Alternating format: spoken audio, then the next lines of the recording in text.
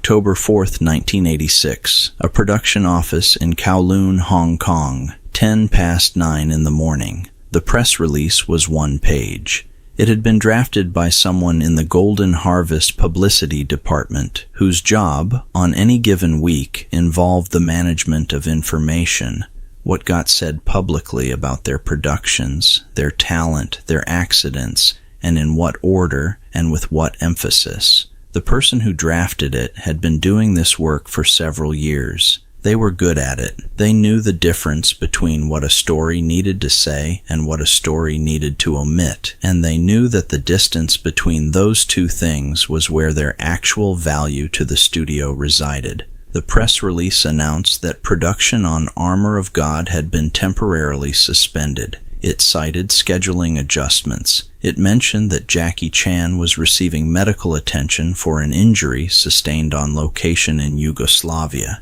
It described the injury in one clause of one sentence as a head wound. A head wound. The press release did not mention the skull fracture. It did not mention the bone fragment that had entered the brain tissue and been removed in emergency surgery. It did not mention the hole that remained after the surgery, covered now with a plastic plug that would stay in Jackie Chan's skull for the rest of his life. It did not mention that the neurosurgeon who performed the procedure had, in the account of at least one crew member present at the hospital, expressed something close to bewilderment that the patient was alive. It said a head wound, and then it moved on to discuss the anticipated revised production schedule. I have spent a long time with that press release. Longer probably than it deserves as a document. It is a single page of careful professional language produced by people doing their jobs inside a system that had very specific ideas about what the public needed to know about the physical cost of making the films it paid to see. What I keep returning to is not what it said. It is what the silence around it permitted. To understand the silence, you have to understand the system that made the silence logical. Hong Kong cinema in the mid-1980s operated inside a framework of economic and cultural assumptions that had been built over decades and that nobody, not the studios, not the performers, not the audiences, had particular reason to examine closely because the framework was producing results. The films were selling, the stars were working, the stunts were getting more dangerous, and the audiences were responding to the danger, because what the audiences were responding to was authenticity, and the authenticity required danger, and the danger required performers who would do what the danger required. The stuntmen who populated these productions, and Jackie Chan, occupied a position that was simultaneously above and inside the stuntman world. The star who had come up through the stunt culture and never fully left it, existed in a specific economic position.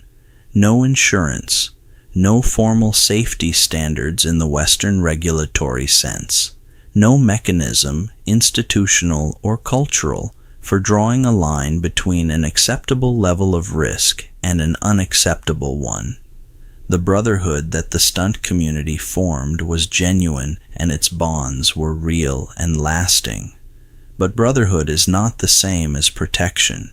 Brotherhood means you watch your brother go over the edge and you are there when he comes back.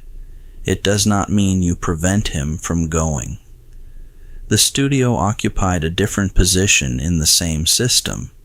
The studio's interest was the film, its completion, its commercial performance, its place in the release calendar. An injured star was a production problem before it was a human problem, not because the people running studios were without humanity, but because the structure they operated inside ranked problems in that order, and they had learned to rank them the same way.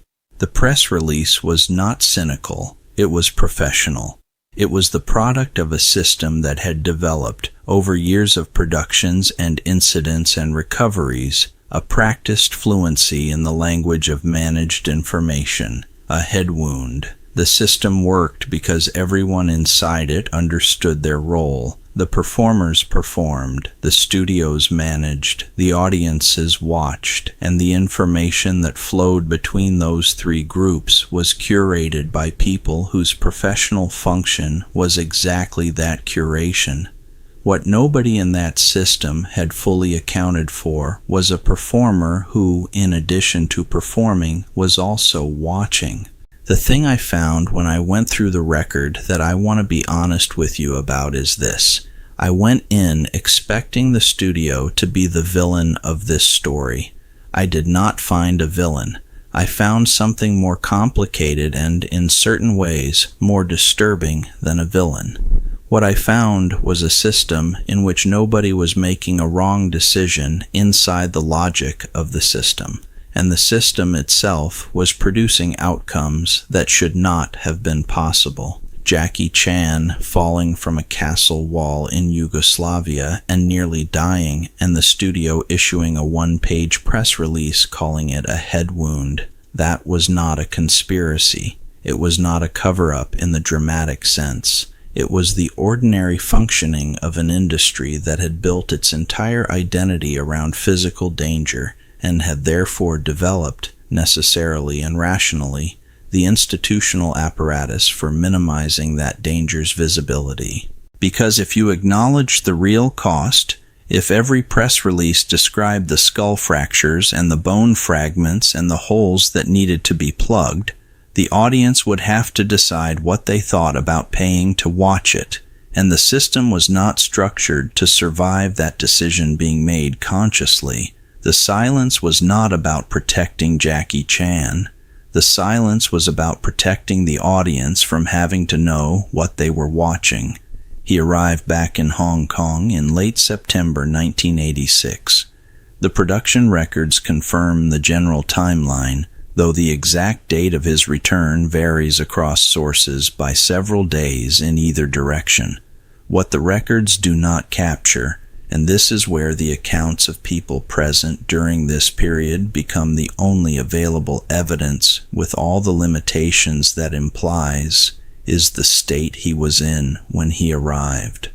The permanent hearing loss in his right ear had already been assessed. The plastic plug was in place. The medical parameters he had been given for recovery were, by any reasonable reading, being treated as a general orientation rather than a binding constraint. What people who were around him in this period describe, and I want to be careful about sourcing here because these accounts are secondhand and filtered through the decades since, is a man who was processing something that his usual processing mechanisms were not fully equipped for. Not the injury itself, not the physical recovery, which proceeded at the pace that Jackie Chan's physical recoveries proceeded, which was faster than medical projections, and arrived at a functional result before the medical community had finished recommending rest. What he was processing was the information about how close it had been. There is a version of Jackie Chan that his public persona had been constructing since Drunken Master. The man who is hurt, who laughs about it, who shows you the outtakes and the injuries because the transparency is part of the performance. The cheerfulness in the face of physical damage is genuine, and it is also a style that was developed over years of professional necessity. You are hurt. You continue. The continuing is the story. The hurt is the punctuation. What Yugoslavia produced was something the punctuation metaphor did not contain. The bone fragment had been inside his brain, not metaphorically, not approximately. Inside the brain tissue, in a position that the neurosurgeon had described with the careful language of someone who has looked at a great many skulls and knows what the outcomes of this particular configuration tend to be. And he was alive, and he was in Hong Kong, and the press release said head wound. The gap between those things, between the clinical reality and the managed language, was one that Jackie Chan was now living inside from a different position than the studio publicity department. They were managing the gap from outside it. He was standing in the middle of it. Here is where I want to be straight about what I know and what I don't. The accounts of what happened inside the production in the weeks after his return are genuinely incomplete, not because people were unwilling to discuss it. Some of them discussed it with reasonable candor in interviews spread across the years following, but because the thing being described was interior, and interior states are resistant to documentation, even when the people experiencing them are trying to describe them honestly. What I have is fragments. The camera operator who said he seemed quieter than usual, though quieter than usual is a hard thing to measure in a man whose usual register was specific and not easily compared across moments. The production assistant who said he spent time between setups, sitting in locations he would not normally have sat, doing nothing that could be described as preparation. A stuntman from the company who used a phrase I have not been able to get out of my head. He said Jackie seemed to be counting something. I do not know what that means precisely. Neither, when I found it, did the person who said it. He offered it as an observation without interpretation, the way people offer observations about things they witnessed but could not explain. What I think it might mean, and this is my reading, not documented fact, is that a man who had spent his entire adult life treating his body's proximity to serious damage as a professional condition rather than a personal one had, for the first time, come close enough to the actual edge that the professional frame was not sufficient to contain the experience. The counting, if that is what it was, might have been inventory. How many times? How close? What remains? The production resumed. This is documented. Armour of God completed filming and was released in 1986 and performed at a level that validated the studio's investment and vindicated the decision to continue despite everything that had happened on that hillside. What the production's resumption required from Jackie Chan specifically, what physical work he performed after returning to the set with the plastic plug in his skull and the partial hearing loss in his right ear, and whatever inventory he had been taking in the weeks between, is visible in the finished film and not elsewhere in the record. The film shows a man moving with the physical fluency that Jackie Chan's career had been built on. The film does not show the negotiation that produced that fluency in the specific circumstances of this production, because films are not designed to show that. The press materials did not show it either.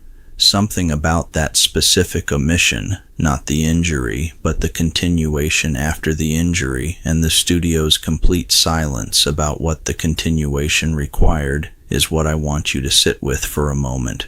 There are two ways to understand what the studio did, and I've been going back and forth on this since I started researching this story, and I genuinely want to know which one you find more accurate. Leave it in the comments. The first way, the studio protected its asset and its investment by managing information, which is what studios do and what they were built to do, and the outcome, the film, the performance, the commercial success, vindicated the management.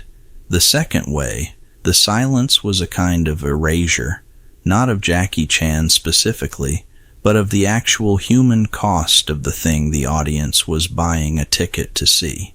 And the erasure served the system so well for so long that the system never had reason to examine it. I cannot decide. Both feel true. They may both be true simultaneously, which is the kind of conclusion that research sometimes produces, and which is less satisfying than a clear verdict, but more honest. His autobiography was published in 1998.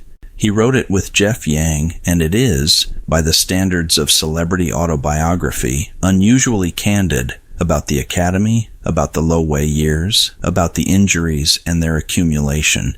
He describes Yugoslavia. He describes the surgery. He describes the plastic plug with the matter-of-fact tone that he brought to most of his physical history. Here is what happened. Here is what it cost. Here is the body that resulted. What he does not dwell on in the autobiography or in the interviews that surrounded its publication is the studio's response. The press release does not appear. The managed language does not appear. The gap between head wound and skull fracture does not appear as a subject of extended reflection. There are several possible readings of that silence on his part. 1. He understood the system he was inside and had no particular interest in indicting it, because the system had also given him the career that made everything else possible. 2. The relationship between a performer and the institution managing his image is complicated enough that the autobiography's candor had its own limits, and those limits were one of them. 3. And this is the reading I find most interesting, though I hold it lightly. He had made a private accounting of what the system had taken and what it had given, and arrived at terms, and the terms did not require public renegotiation. In Hong Kong, when you make a movie, the stunt guys are your brothers. He said in an interview from this period that I have found referenced across multiple sources. They trust you with their bodies. You owe them everything. He was talking about the stunt team specifically, about the responsibility of directing men to do dangerous things and the debt that created. But the sentence, sitting next to the press release and the silence and the plastic plug, reads differently than it reads in isolation. It reads like a man who understood exactly what the system took from the people inside it, and chose to stay inside it anyway, and understood that choice fully. The press release is still out there. 1 page, dated October 1986. It describes, in the careful professional language of people doing their jobs inside a system, a head wound. Everything else, the fragment, the surgery, the hole, the plug, the neurosurgeon's bewilderment, the man sitting in locations he did not normally sit, counting something nobody around him could name. Everything else was managed into silence by the ordinary functioning of an industry that had built that silence into its structure long before Jackie Chan arrived on a hillside in Yugoslavia and fell. The silence served the system. The system made the films. The films made the audience feel something real. The danger, the comedy, the specific and impossible fluency of a body doing things bodies are not built to do. And the feeling was real because the thing they were watching was real. The press release is the document that sits between the reality and the feeling. 1 page. The gap between what it said and what it did not say is the gap the system needed to survive. And sitting with it now, 30-some years later, the question that will not leave me is not about the studio. It is about us, about what we knew and what we chose not to ask, and whether the choice was made consciously or whether the system was simply better at managing that question than any of us gave it credit for being. The film is still there. The performance is still there. The plastic plug is still there, in a skull that somehow, against everything the medical record suggested it should have done, continued. The press release said head wound. It was not wrong, exactly. It was just using a language designed to make you feel comfortable with something that, described fully, might have required you to feel something else. That was always the point.